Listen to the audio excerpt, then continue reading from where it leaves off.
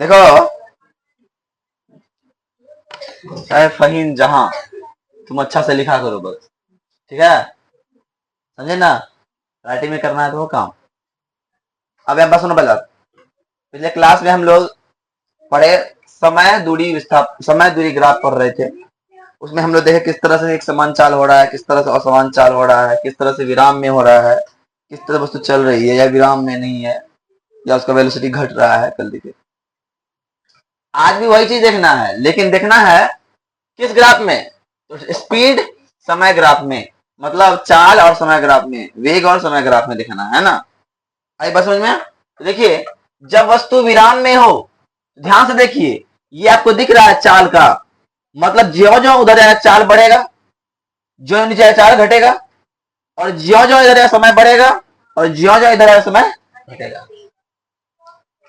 अनुपम, मारे कितना मार रहा, जब बताते हैं बोर्ड पे ताकि देखा करो। चलो अब ध्यान समझिए, अब कोई वस्तु यहां पे है, वो आगे नहीं जा रहा है, इसका मतलब चाल तो उसका बढ़ नहीं रहा है। और जो वस्तु जहां पे है वही लाइन में चल रहा है, मतलब चाल वहीं पे है। ये वस्तु कहां पे है, वस्तु जीरो पे है ना, और जीरो पे है, जीरो पे ही रह रहा है, समय बढ़ता जा रहा है, समय बढ़ता जा रहा है, समय बढ़ता जा रहा है, लेकिन वो वस्तु जीरो का जीरो पे ही है। अब हम यहाँ पे खड़े हैं और यहाँ के यही है 1 घंटे से, इसका मतलब चाल है, कोई स्पीड है नहीं है, हम क्या स्थिर हैं। और जब स्थिर रहेंगे तो मेरा त्वरण क्या होगा, मेरा त्वरण जीरो होगा, मेरा त्वरण क्या होगा, जीरो होगा। अब बात समझिए, जब वस्तु समान गति में हो, समय बढ़ रहा है, मान लो ये 5 मीटर पर सेकंड पे है, 5 मीटर पर सेकंड की चाल से चल रहा है। कितना मीटर की, कितना मीटर, 5 मीटर। अब ये सीधा है, इसका मतलब यहाँ 5 मीटर, यहाँ 5 मीटर, यहाँ 5 मीटर, यहाँ 5 मीटर, मतलब 5 मीटर के ही चाल से ही चल रहा है। और समय तो बढ़ रहा है, समय बढ़ रहा है लेकिन चाल नहीं बढ़ रहा है, समय बढ़ रहा है लेकिन चाल नहीं बढ़ रहा है। इस स्थिति में क्या होता है, मतलब वस्तु एक समान चाल से चल रही है ना।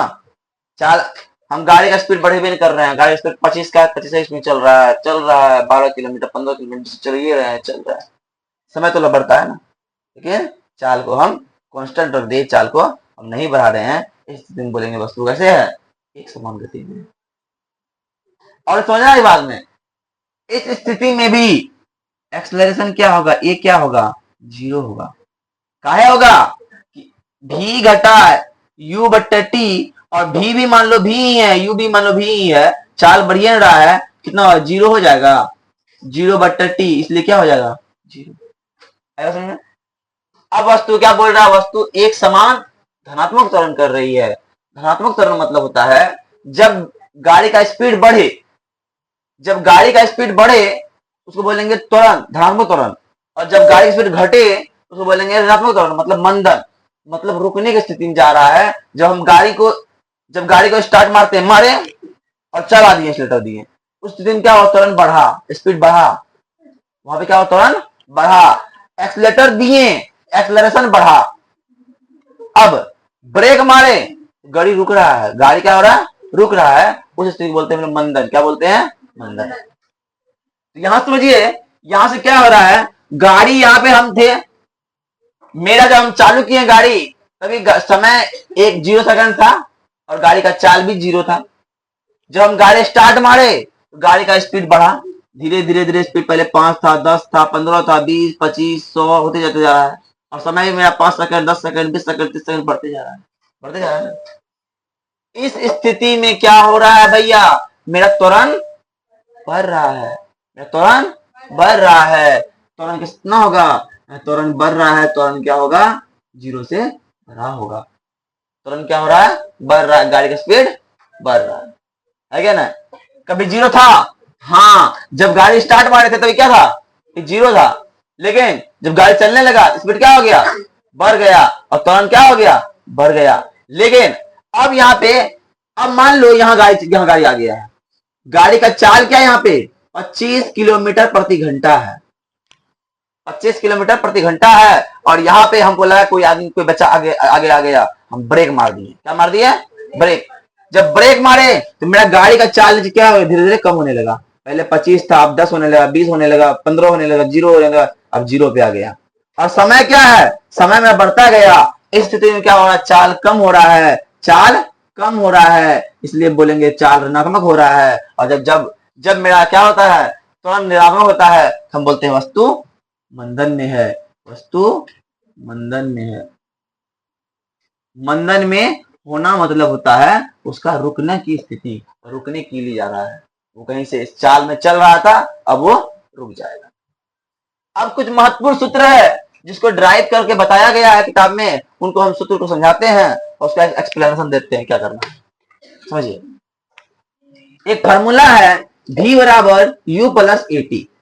v बराबर u प्लस ए टी, इसका मतलब क्या है, v को बोलते हैं अंतिम वेग, v को बोलते हैं, u को बोलते हैं प्रारंभिक वेग, t को बोलते हैं समय, और a को बोलते हैं त्वरण, और s को बोलते हैं विस्थापन या फिर दूरी, विस्थापन या फिर दूरी।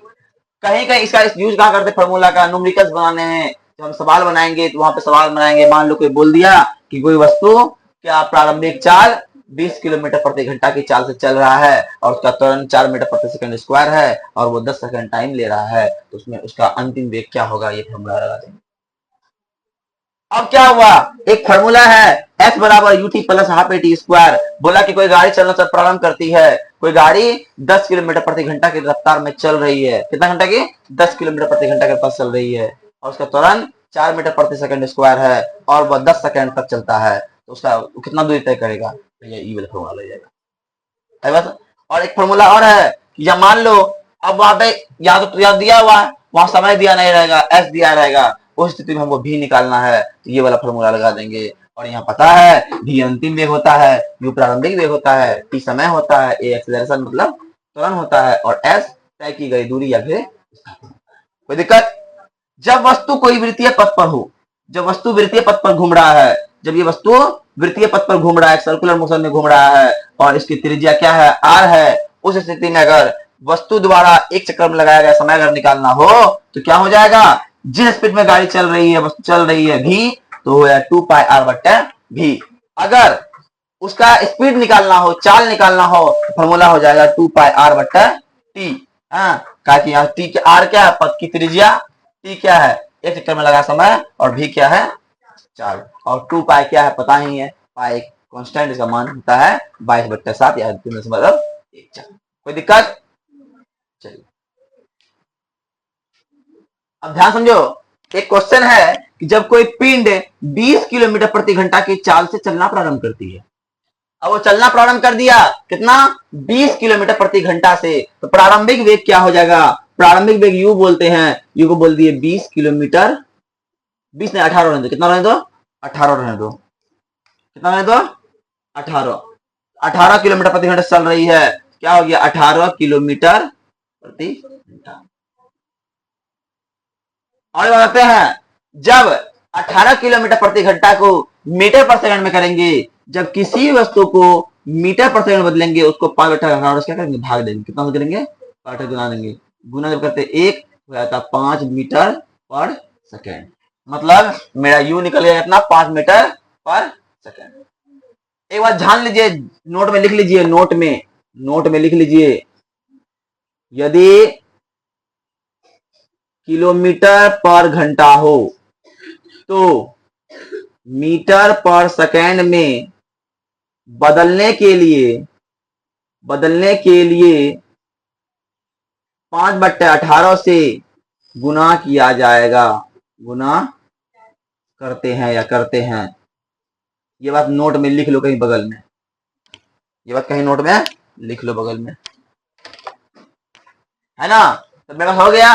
अब क्या बोल रहा है, त्वरण मतलब ए बराबर 4 मीटर पर सेकंड स्क्वायर दिया हुआ है, और समय कितना दिया है, टी कितना दिया है 10 सेकंड, और निकालना अंतिम वेग मतलब भी निकालना है। कोई ऐसा फॉर्मूला दिख रहा है सर, ये वाला फॉर्मूला हमको दिख रहा है, तो क्या होगा, v बराबर u plus A T, v बराबर u plus A T. Sir u कितना निकाले हैं, u निकाले हैं 5 प्लस ए का मान 4 गुना टी का मान 10, 5 40, मतलब कितना हो गया 45 मीटर पर सेकंड, जो होगा अंतिम होगा, अतः